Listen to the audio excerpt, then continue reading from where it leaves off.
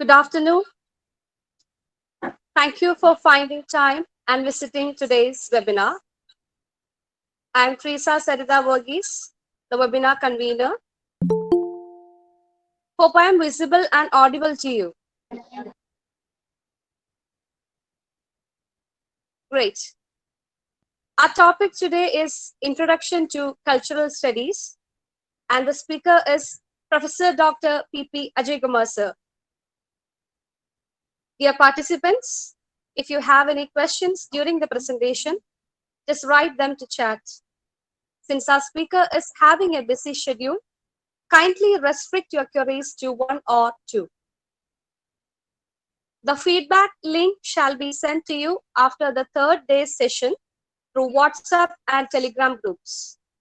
Since producing certificate is limited to 100 participants per day, it will take us 3 days to send you the certificates.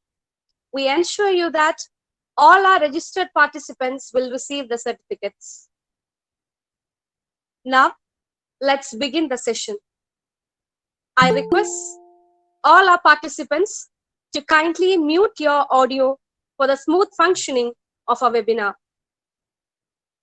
Let me invite Mrs. Neena Priyadarshini George, Head of Department of English, to welcome the speaker of the day.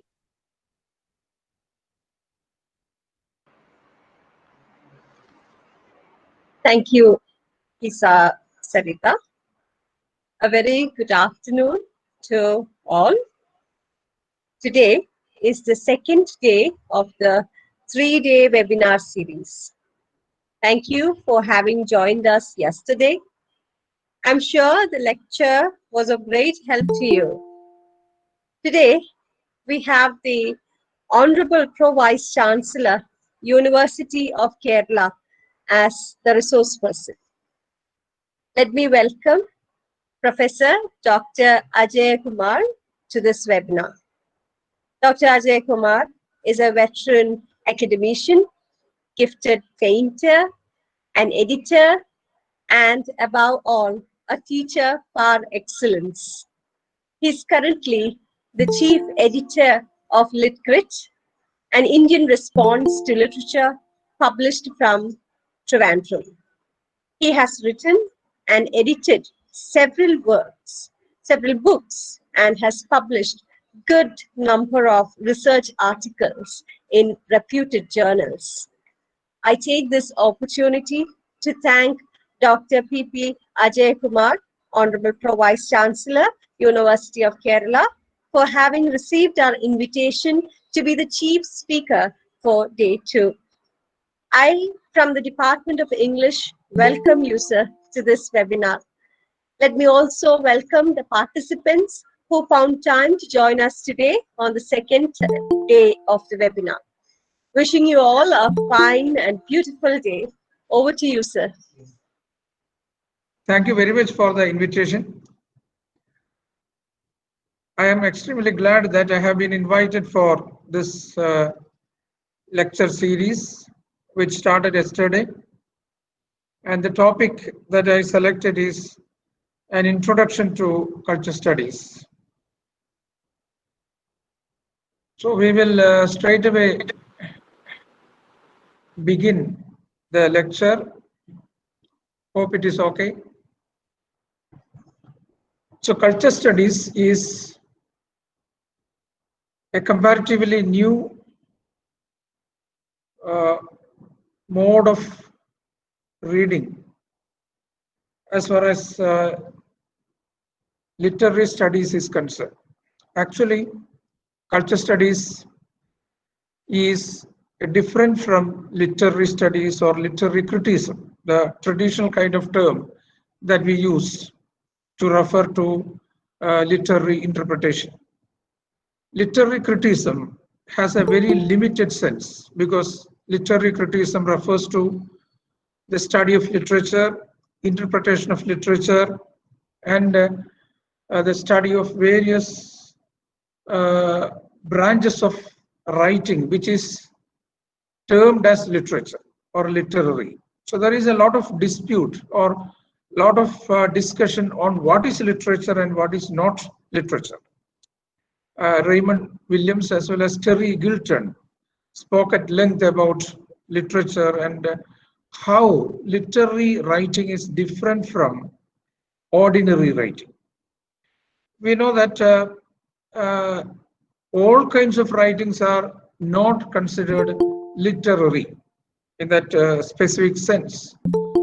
Certain types of writings are considered to be literary. Certain other types are considered non-literary, or we find that there are certain particular uh, types of writing that are included under literary. But now we find that even those kinds of writings which were not earlier considered to be literary are now brought under the umbrella of literary writings, because we find that in the present uh, even biographical writings and the experiences, testimonials or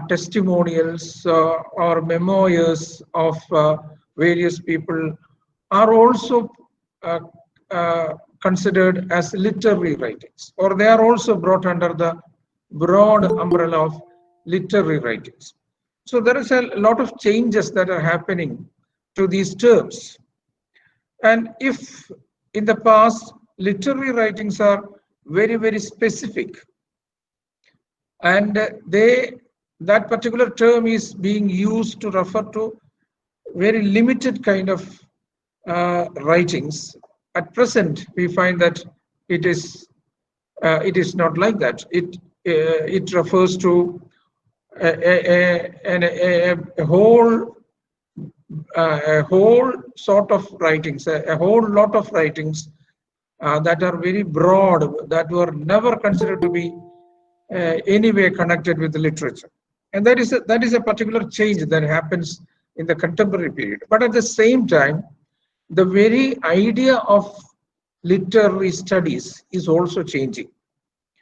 And the basis of this change, this transformation, is nothing but the transformation in the concept of culture. And how is literature connected with culture? Now, everybody says that there is only culture studies and not literary studies. Literary studies is only a branch of culture studies. So literary studies is not a distinctive kind of writing or kind of a branch of studies, but it is only a part of culture studies, which is a broad umbrella term that has been used to refer to a whole lot of studies that were never included under literary studies. So what is culture studies and what is culture? We will have to analyze the very idea of culture if we have to analyze culture studies. Because for culture also we had a very traditional kind of definition. In the past, culture has been used to refer to certain particular customs, morals, art, belief systems, ceremonies, habits, etc. They were considered to be part of culture. A festival is considered to be part of culture. Thrissur Puram is certainly considered as part of Kerala culture. So culture is considered to be part of or it is related to certain particular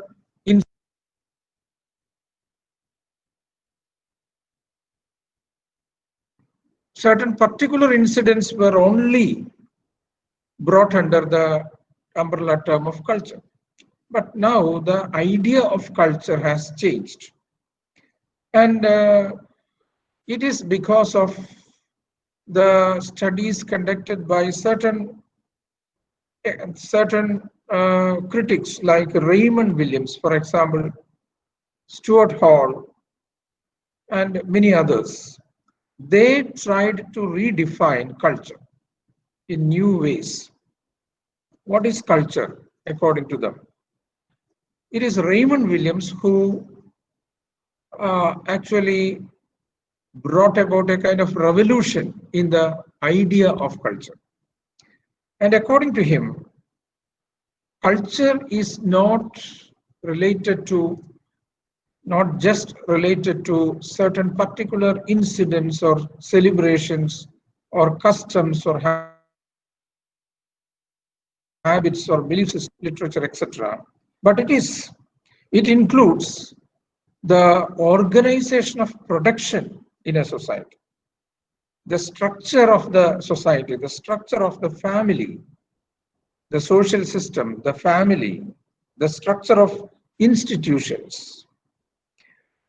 And he says that all the characteristic forms through which the members of the society communicate, that is also part of culture. This may appear very abstract for you.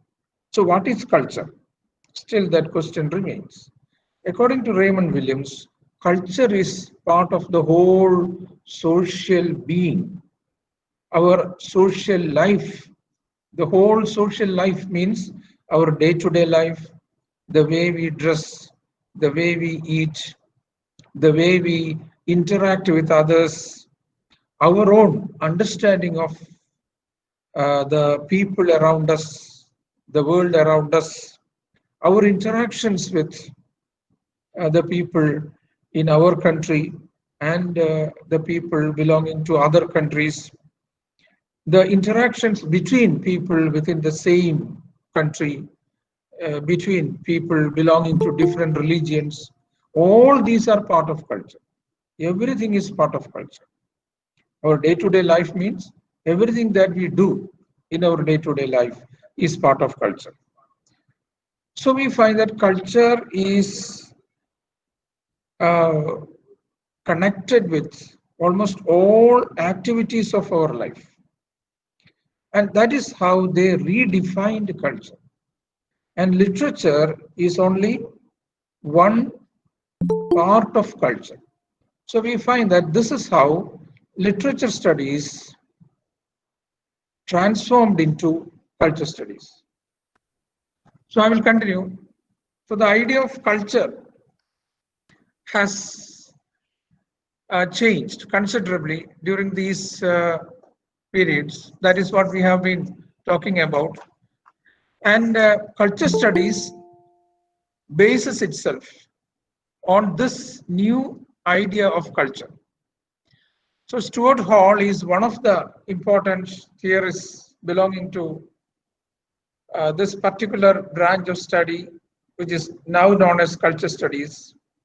And he has defined culture in this particular fashion. He says, by culture, I mean the actual grounded terrain of practices, representations, languages, and customs of any specific society. So he says the practices, representations, languages, and customs of any specific society, all these are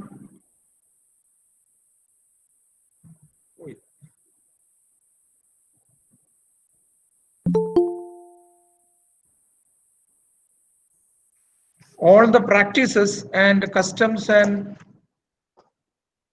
day-to-day experiences are all part of culture according to Stuart Hall. So looking from that point of view, we find that we can study anything and everything under culture studies. To be specific, culture studies is a broad term, and everything that is connected with life comes under culture studies. So it is an umbrella term. Culture studies is an umbrella term, and anything and everything that comes under the sun can be brought under culture studies. Moreover, we find that the kind of perspectives that we use in culture studies is also different from other kinds of studies, because we find that if you take a particular perspective like Marxism, for example, Marxism is a particular perspective, particular way of looking at things, particular way of understanding things. The mic on. But culture studies is different from that. It can use any kind of perspective. It will use Marxism. It can use post-colonialism. It can use gender studies, linguistic approach, sociological approach, feminist approach. Any of these can be used by culture studies for interpreting various experiences. So culture studies, to a great extent, is a conglomeration of various approaches. It is not a particular approach. It is a combination of various approaches. And any particular kind of approach can be connected with any other approach, even sometimes, even if they are oppositional in nature. Gender studies, Marxian studies, these are all very different in their character, but both can be connected, combined in the study of culture. So culture studies is an umbrella term. That is what we have to understand. It is not a particular kind of approach, but it is an umbrella term. And it is different from other literary studies or other approaches in the sense that it is not just a kind of interpretation. Culture studies, or the aim of culture studies, is not interpretation of a particular event or a particular idea. It is, as you find in the screen, it is a mode of generating meaning and ideas. It is a way of generating meaning. And what do you mean by meaning? The term meaning is used in a very different sense from the ordinary use of the term. What is meaning? We find that certain things are meaningful. We consider certain things as meaningful and certain other things as meaningless.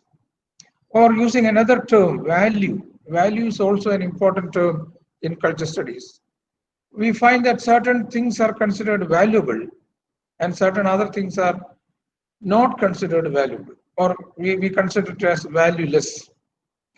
So in that sense, how do we assess things, or one thing as meaningful and certain other things as meaningless? According to culture studies, or from the standpoint of culture studies, all these are done by the power relations in a particular society. Even that is slightly confusing. What do you mean by the power relations in a society? For example, suppose our society is a feudal society. In a feudal society, there are certain value systems that are considered important, that are considered meaningful. And those people who live in a feudal society consider certain values as acceptable and certain other values as not acceptable. So we have any number of examples from our own life, because we consider certain particular kinds of dress as acceptable and certain other kinds of dress as not acceptable. So look at the kind of dress code that we usually use in our at house as well as outside, and that dress code is according to our value system. For example, the use of sari as a very modest or decent dress in a particular society, like India. Whereas in a Western society, that is not used. They consider certain other types of dress as valuable or acceptable. For them, that particular dress is acceptable. For us, this particular dress is acceptable. Why this change? Because of the value system in a particular society. The value systems are different. And these value systems are governed by the power relations. The power relations. The power relations means the relations of power that exist in a particular society. Culture studies believes that in every society there is a particular hegemonic power, or it is ruled by a particular uh, dominant section of the society. We term them as elites, elites in a society. Elites are the dominant sections in a society. And these elites in that particular society decides what is acceptable and what is not acceptable. So the value system in a particular society is governed by, or it is controlled by, the elites in that society. They decide what is good and what is bad, what is acceptable and what is not acceptable. So it is not in a very straightforward manner. That means we accept that particular value system not because we are forced to do so, but through consent. That means we accept that value system without questioning, through consent. Through consent, we accept that value system, even without questioning, because we have been trained. We have been trained to accept that particular value system. So what I am describing is the idea of meaning and value, and how the meaning and value are governed by the power relations in a particular society. So in every society, there is a particular dominant section that controls the whole society, the culture of that society, its various belief systems, practices, and its that means preoccupations. Everything is conditioned and controlled by that particular hegemonic group. And it is according to the belief systems of that hegemonic group that we interact in that particular society. So our belief systems will to a great extent be conditioned by that hegemonic group. We share their belief systems. For example, in another slide I will show you after some time, I have shown the website of Kerala Tourism. In the website of Kerala Tourism, there is a picture of Kathakali, the prominent picture in the website, in the home page of the website is Kathakali. So it shows that everybody who watches this particular home page of Kerala Tourism comes to understand that Kathakali is the most prominent, it is the most important art form of Kerala. And if you ask anybody, any Malayali, this question, which is the most representative art form of Kerala, they will answer that it is Kathakali. Because that is what we have learned. That is what we have been told. We have been taught that Kathakali is the most important or representative art form of Kerala. So this is the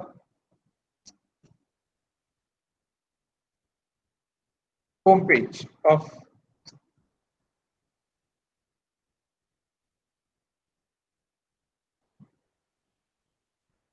Kerala Tourism, where you find the picture of Kathakali.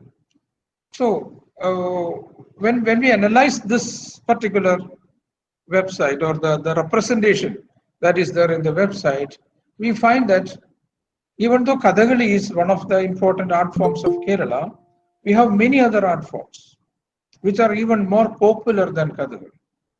And if you analyze this from that point of view, we find that Kathakali is being watched by a very limited number of people in Kerala.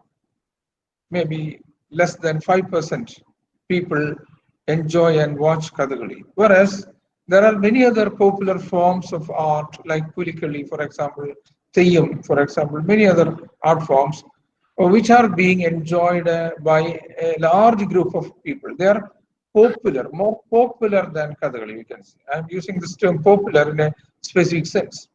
So Theyyam is a very popular art, whereas Kathakali is a classical, considered to be a classical art. But the Kerala tourism projects Kathakali as its most representative art form. So if you analyze this, you find that this happens because Kathakali gets the prominence mainly because it is the art form which is favored by the hegemonic group or the dominant section of Kerala. So Kerala culture is still dominated by a particular kind of people or particular group of people who believe that Kathakali is the most representative art form. So they are not ready to accept the popular art as art as very a standard art form or a popular art as acceptable. Kathakali is acceptable for them, but not Theyyam. So we find this distinction, even though it is very subtle, we find that such a distinction is there. So Kerala society is dominated by that feudal kind of value system. Even though we have moved far away from the feudal system, still our art forms, our belief systems, our practices are very much connected with the feudal system. There are many other signs of this. For example, when even in modern houses, we find certain architectural features that are connected with the Tharawad. So many modern houses are built modeled on Tharawad, Nalugate, Ettigate, etc. And certain other features of the window and many other things are similar to the traditional architectural features of Tharawads. So this is because the value system or the feudal value system still exists and is dominant in our culture, in Kerala culture. So that is how we can interpret the hegemony culture in every society, including our society. And then, so culture studies is trying to analyze culture by interpreting the hegemonic culture in a particular society and by generating arguments against the hegemonic culture. And in the next slide, we have we see a particular picture. That picture, it is very obvious that it refers to Onam. Onam. So the Pukkalam is a representative of the Onam celebration. And what about Onam? Onam is a mythical story. It is a celebration based on a mythical belief system in which it is believed that Mahabali will revisit Kerala on every year on a particular day, and that particular day is celebrated as Onam. So it is a shared experience of all Malayalis. It is believed that it is a shared experience of all Malayalis. So Onam is a particular experience which is shared by all Malayalis. So in that shared experience, we find that this particular object, that is the Pukkalam, is one. The sadhya is another, the kind of new dress that we wear, that is another. So all these objectifications of Onam is objectified through Pukkalam, for example, and the sadhya and the new dress, etc. So these objectifications, or through these objectifications, the celebration is materialized. And how can we interpret Onam from a culture studies point of view, or how the celebration of Onam can be treated as a signifying practice. What are the signs that are connected with Onam? And what is a sign? So you may have some idea about a sign, and so Sue's idea of a sign, the concept of signifier, signified, etc. So in culture studies, as well as in post-structuralism, anything can be a sign. A sound can be a sign. An object can be a sign. A color can be a sign. A particular music can be a sign. Anything can be a sign. So the Pookalam can also be a sign. A Pookalam is a sign of our happiness, for example, our wealth, a sign of the jubilant mood that we are in. So all these are actually represented by the Pookalam. So it is also representative of the particular season, that is the spring season, in which the whole Kerala blooms, lot of flowers, sprouts in that particular season. So it is indicative of the season as well.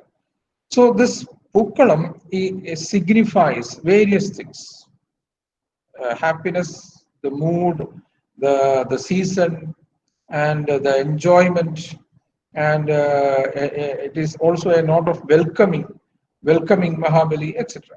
So anyway, we find that we have to analyze Onam, a celebration, uh, differentiating the various signs, or analyzing the various signs that are connected with Onam. So Pookalam is one such sign.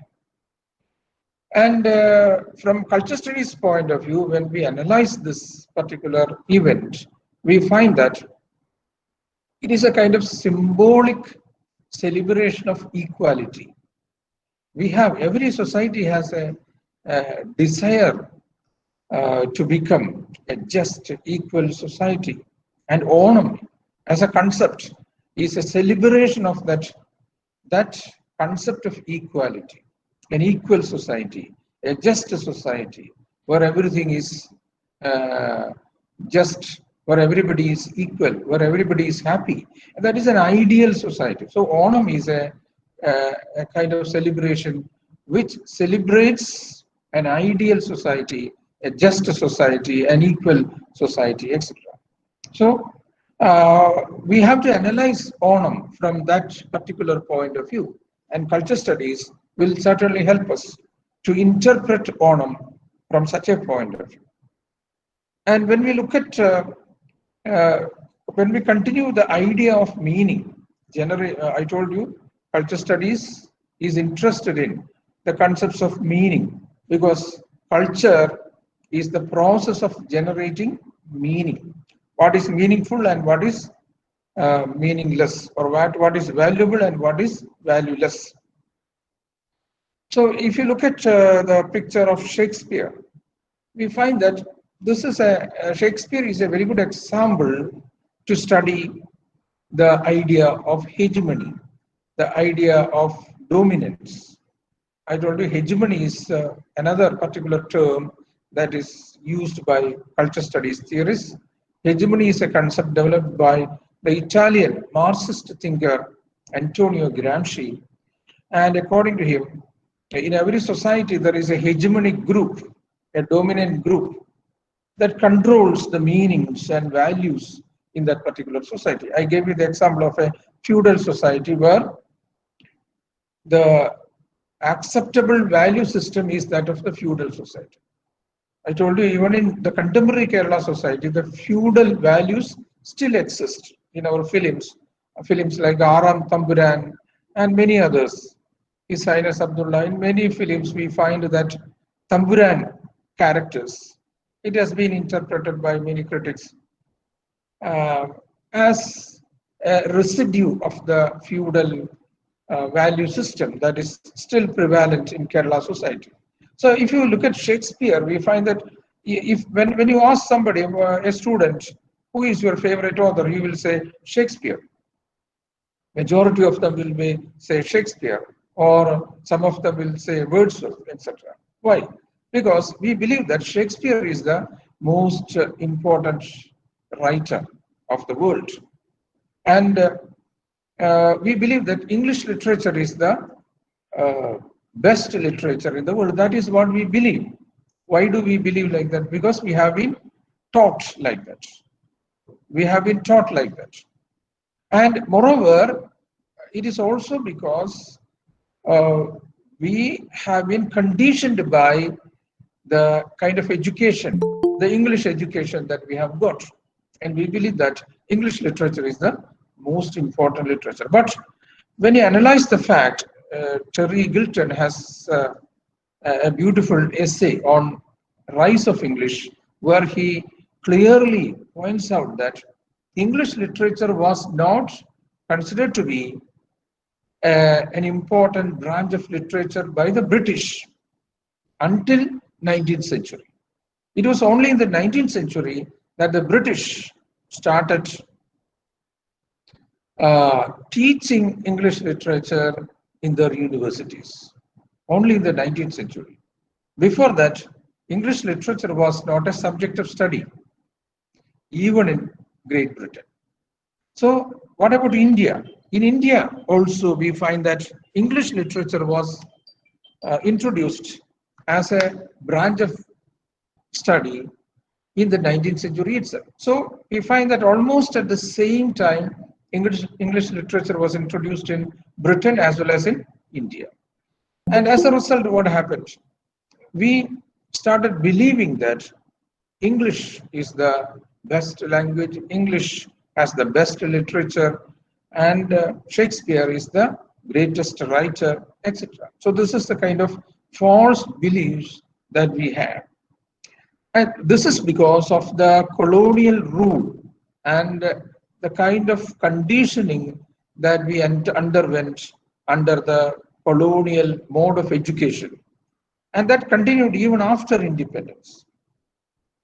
So that is why we say that the elite controls the meanings. We find that not only about Shakespeare and English literature, we find that even in our contemporary society, those who know English certainly will get an upper hand over those who do not know English.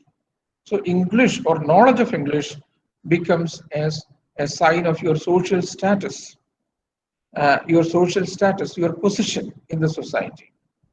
And that is because the kind of cultural elite, the dominant section that controls the society, certainly prefers English over the regional, so-called regional languages. So we find that culture studies analyzes these things very clearly, and it explores the meanings that are symbolically produced in languages. So we find that the idea of Shakespeare and English language, its position in the contemporary India, even after many years of independence, we find that still English dominates our system, almost all systems of our society, the civil service, the legal system, and the education system. Every system is controlled by English, and English is the dominant language. It is almost like a national language for India, maybe because of the particular situation in which we are in. So that is the kind of hegemony. So how hegemony works, you understand. And another idea is representation. So what is representation? We know that our national flag is a kind of representation of the nation. So it represents the nation. And the red color, if it is on the road, red color represents the idea of stop. Green color represents the idea go. So there are certain representations for colors or light or a flag or a particular object, etc. In the picture you see the picture of a lady, Bharat Mata. She is presented as Bharat Mata. So how do you adjust, or how do you consider this particular lady as Bharat Mata? You find that this lady is fair and she looks like a North Indian woman, almost like a North Indian woman, whereas South Indian people are somewhat brown or black in color. Northeast Indians have a different kind of appearance. But this particular lady, we find that she is to a certain extent similar to a North Indian woman, a Marathi woman or a Uttar Pradesh woman, etc. And so we find that India is almost always represented by women of the sort. Or if you look at Ravi Verma's paintings, look at the goddesses, Lakshmi, Saraswati, all these goddesses. They are also modeled on North Indian women. Ravi Verma actually modeled them on Marathi women. So we find that these kinds of representations, why Saraswati does not look like a Northeast woman or a Kerala woman. Why is it that? You can think about that. So we find that the representations are really problematic because these women are represented on particular models, and these models look like or they have similarity with the North Indian women rather than women belonging to other parts of India. So that is also a kind of construction. So we find that the representations are social constructions. What do you mean by social constructions? Social constructions means these are actually consciously constructed by the society or by the particular group that is part of the society. So Ravi Verma is a particular painter who constructed several models of our goddesses. So he constructed, may not be consciously, but unconsciously, he constructed these goddesses modeled on the North Indian ladies. And that is what we find in such paintings. And then, so in that sense, when we look at all these interpretations, we find that we can interpret all these things from the point of view of culture studies. And when we look at all these interpretations, we find that there is a kind of analysis of the politics that is hidden within these representations. So we can clearly identify the politics behind culture studies because culture studies is trying to establish the connection between objects and power. Objects and power. So the representation of Bharat Mata shows the connection between the concept of Bharat Mata and the power relations in our society. What is the kind of power relation?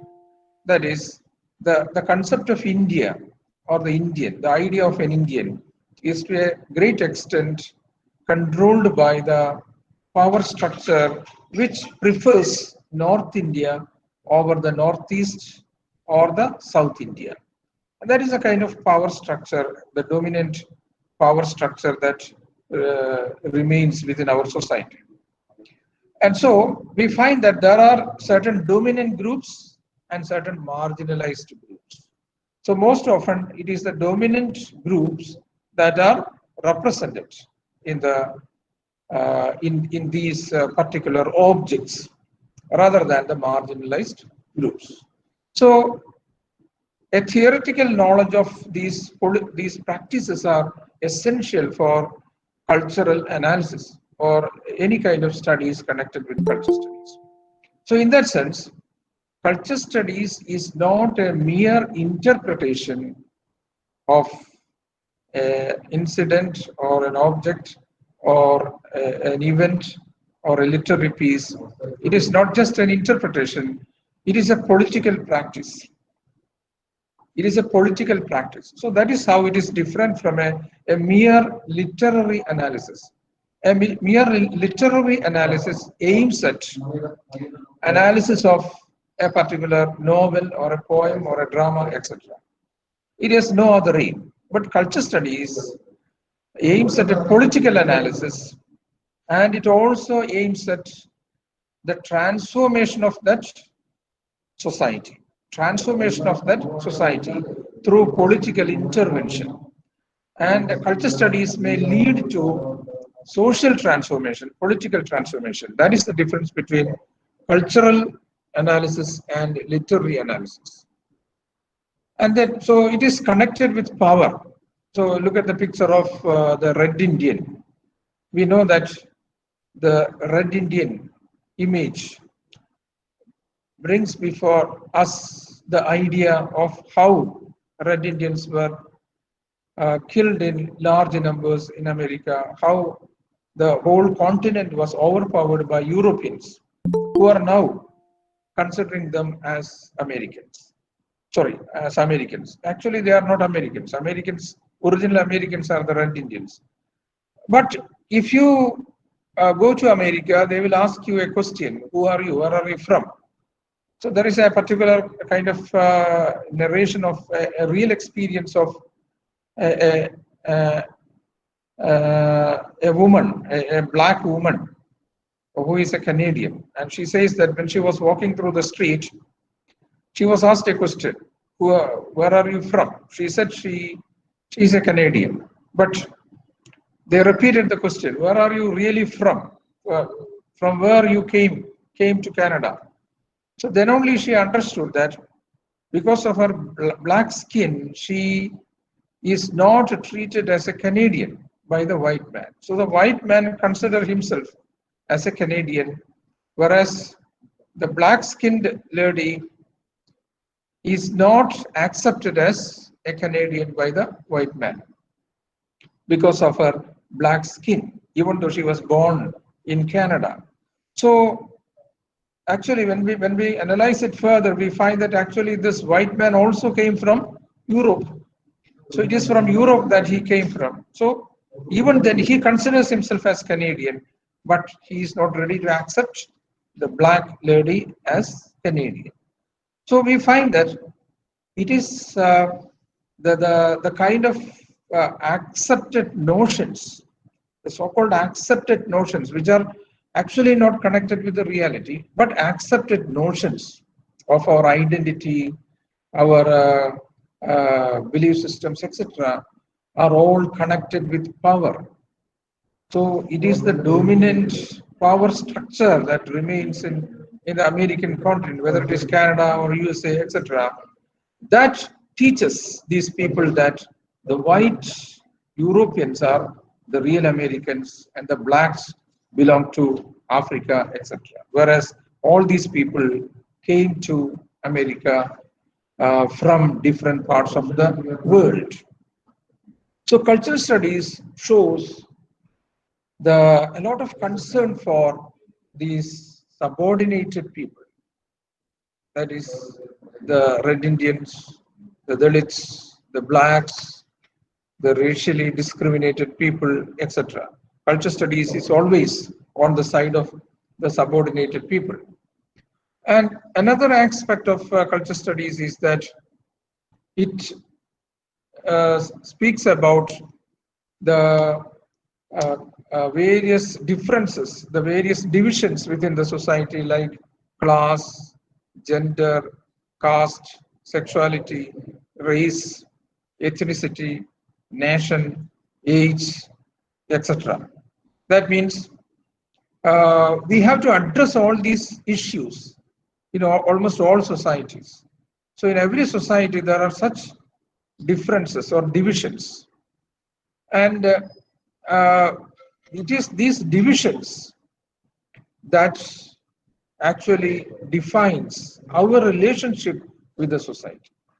Whether you are a male or a female, whether you belong to a particular class or not, whether you belong to a particular gender or not, particular race or not, that certainly affects our identity, our position in the society, and our relationship with that society. Everything is affected by our position, class position, gender position, caste position. So that is one of the areas that culture studies consider important. And another is the popular culture. So popular culture, under popular culture, there are a wide variety of experiences. Uh, the films are part of popular culture, advertisements are part of popular culture, lot of other experiences that are never considered as part of culture are brought under popular culture. Because we never consider an advertisement as part of culture. We never consider uh, a kind of particular event, a particular uh, that means mimicry or some such art form as a part of culture. They are not considered as part of culture, but culture studies consider all these as very important. And we cannot analyze all those things in a short lecture. But if you look at this particular advertisement, it is a still advertisement where you find that a lady is standing by the side of a washing machine. It is obviously the advertisement of a washing machine. And it propagates a particular kind of ideology. Look at the smiling face of the lady as well as the daughter. And it is obvious that they are happy that they possess that particular washing machine. So it reveals how uh, the advertisement connects happiness with the possession of a washing machine, a social status with the possession of a washing machine, and it propagates a particular kind of consent that is developed. What do you mean by consent? That means here we find that they are not forcing us to buy a washing machine, but indirectly they create a kind of idea that if you possess a washing machine, you will be happy, you will be, you will acquire a social status, you will get an important uh, status in the society, etc., etc. So the advertisement studies of the advertisements are connected with uh, our social position, our social identity, etc. And if you look at this painting, as I told you before, the paintings of goddesses done by uh, our famous painter Ravi Verma are actually uh, sources of interpretation for culture studies. Because if you interpret these paintings, you will find that they are modeled on uh, ladies belonging to a particular region of India, but they are accepted all over India as representatives of these Indians or goddesses of Indians. We find that if you look at the goddesses in the temple, in the temples, it is quite different. So this is Raja Ravi Verma's representation, or the Ravi Verma created these models. And originally, these were not the model. But now we accept these models as goddesses. So, so we can consider this particular painting as a text. So in culture studies, anything can be treated as a text. So this painting is also a text because this painting contains a lot of signs. You can generate a lot of meanings from this painting. The skin color of this lady, it is fair. It is not black or brown. So from that you understand to which category, to which social position she uh, belongs, etc. And the kind of dress that she is wearing. It also refers to a particular type of people. And we find that, so every painting or every photograph can be a text, a particular text, and that can be interpreted in wide variety of ways. And in this particular painting, you find that the Sita and Ravana are represented in two different ways. Ravana is presented as a very black kind of figure with a ferocious eyes, etc. Whereas Sita is very fair and looks very, very, that means like a North Indian woman, upper class woman. So there also you find a kind of identity that has been created, a particular subjectivity that has been constructed by the painter. So culture studies is an attempt to analyze all these kinds of representations. So there are three things that we can consider as important in culture studies. One is the meaning, another is value, and the third is representation. How we consider certain things as meaningful and valuable, and how certain things are represented in the society. And the idea of culture studies is to question these representations. So it is anti-essentialist in nature. Anti-essentialism refers to the idea that we shall oppose the established notions of identity, established notions of meaning and value. And that is what culture studies attempts to do. We have to question these established notions. So when we look at the origin of culture studies very quickly, I told you it began in 1964 or in the 1960s. And the name comes from the Center for Contemporary Culture Studies at Birmingham University. And Richard Hogarth is one of the important leading figures of this movement. He was the founder of the Center for Contemporary Culture Studies, Richard Hogarth. And his famous book is The Use of Literacy. And Raymond Williams is another important figure. He was a professor of Oxford University, and he gave a new interpretation to culture, Culture and Society, The Long Revolution. These are some of the important books of Raymond Williams. Stuart Hall is another important figure, a West Indian born British thinker, and he was associated with the center. He was the director of the center for long 10 years, and he used hegemony, ideology, all these concepts and post-structuralist ideas to study culture. So we find that at the same, even though we can consider culture studies as anti-essentialist and against hegemonic powers, etc., at the same time, culture studies has its limitations also, because we find that it is the limit. One of the limitations that we find is that it is limited to the objects or the things or the system rather than the whole social practice. We try to develop an interpretation based on a particular photograph or a particular painting or a particular event rather than based on a whole social experience.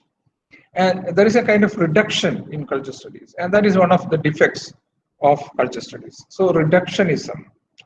At every moment, there is a possibility of reduction. Instead of analyzing the whole cultural practices, we tend to analyze certain particular images or objects or events and make a very generalized comment about the whole thing. And that is a kind of defect or drawback that we can identify in culture studies. And regarding the methodologies of culture studies, we find that I told you it is an umbrella term. We can use all kinds of methodologies, that is textual approaches, semiotics, post-structuralism, deconstruction, reception studies.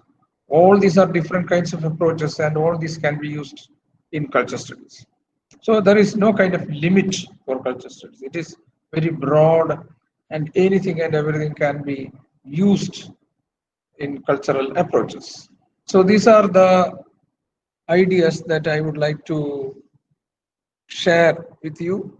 It is only a very short introduction to culture studies. You will have to read a lot on various concepts. I think we'll be able to discuss in detail in on each aspect of the study. Then only we will be able to get a very comprehensive idea of culture studies. So thank you very much for the patient hearing, there was some kind of a problem in between. I hope you got some idea about this. I think it is always good to begin your studies with a very introductory text. Pramod Nair has written a very interesting book on culture studies, and there are many other introductory books. It will be good to begin with such introductory books and then go on to read the seminal texts on culture studies. So thank you very much.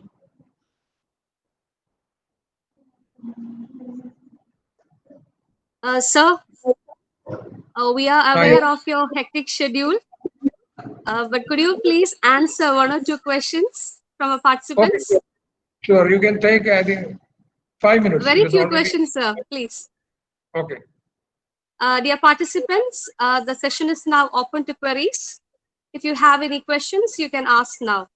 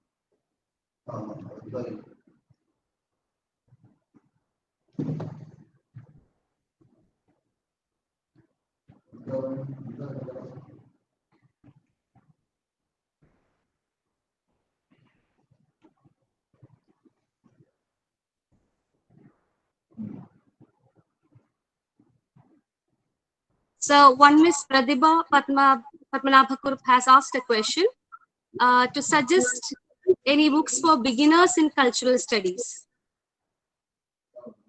As I told you, for Indian students, it will be good to begin with Pramod K. Nair's book, Cultural Studies.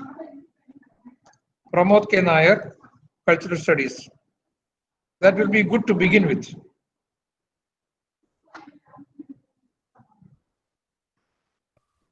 Yes, thank you so much, sir. Thank you.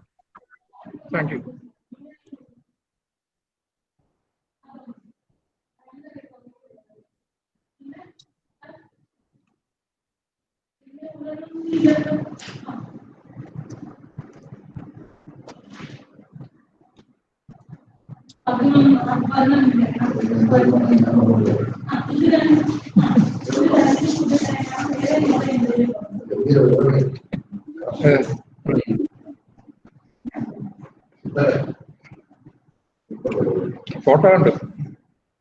Okay, sir, I think there aren't any other questions. Shall we wind up, sir? Okay, thank you. Thank you. Let me invite Divya K. Krishnan, faculty, Department of English, to render the vote of thanks.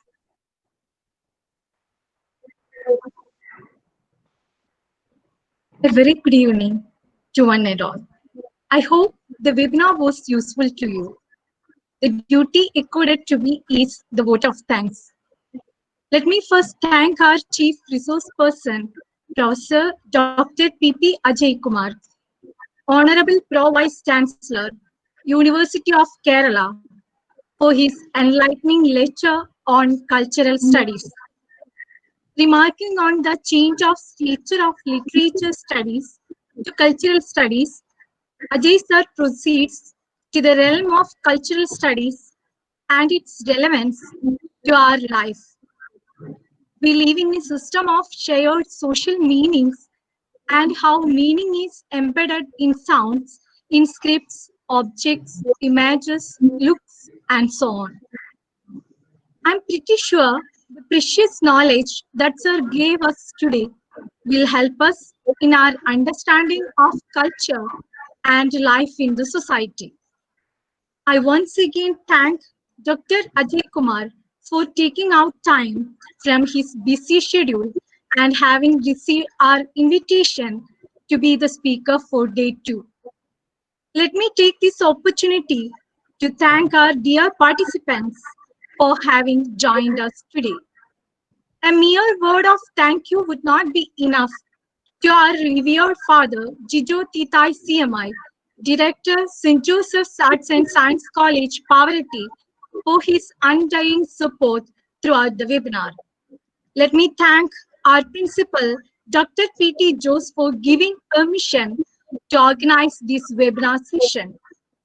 Let me also thank the coordinator, Dr. Shirley MD, the head of department, Mrs. Meena Priyadashini George, webinar convener, Mrs. Teresa Sarida Varghese, joint coordinators, Mr. Clement K. Lofson, Mr. Arun Francis, Dr. Sunny Tugler, and office staff, Mr. Edwin and Mr. Lijo, for all the help rendered to us. I once again thank all of you for your cooperation. Thank you. Thank you, Mrs. Divya K. Krishnan. Thank you, sir. Thank you, everyone, for joining us today. We'll meet you tomorrow at 3 p.m. Thank you. Have a good day.